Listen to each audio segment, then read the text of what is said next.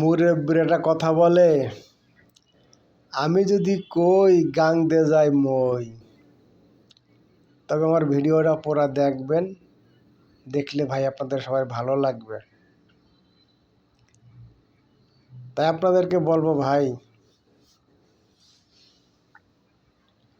আমরা সবাই সবার ভিডিওগুলা পুরা দেখবো। দেখলে অনেক কিছু শিখার আছে, জানার আছে। আপনি একটা কথা বলবেন, আমি শিখবো আপনার ভিডিওটা দেখে। আমি একটা জিনিস বলবো, আপনার জানা না থাকলে আপনি জানবেন।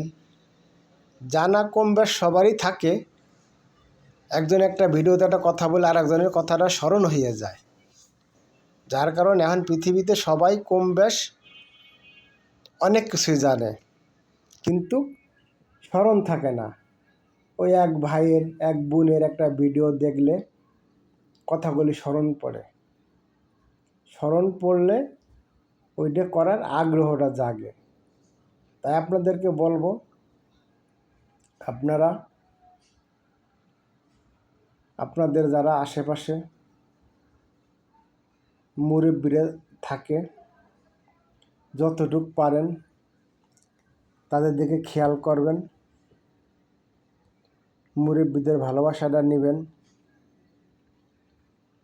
মুরব্বিরে হাত তুলে আল্লাহর কাছে দোয়া করলে অনেক সওয়াব, অনেক গুনাহ মাফ হয়ে যায়।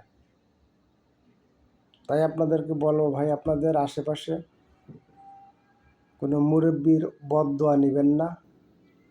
তাদের সাথে ওর আচরণগুলো করবেন, এমন কিছু আচরণ করবেন যে আচরণে তাদের আত্মাটা শান্তি পায়। অনেকে আমরা আছি, আমাদের পয়সা আছে, পয়সার গরমে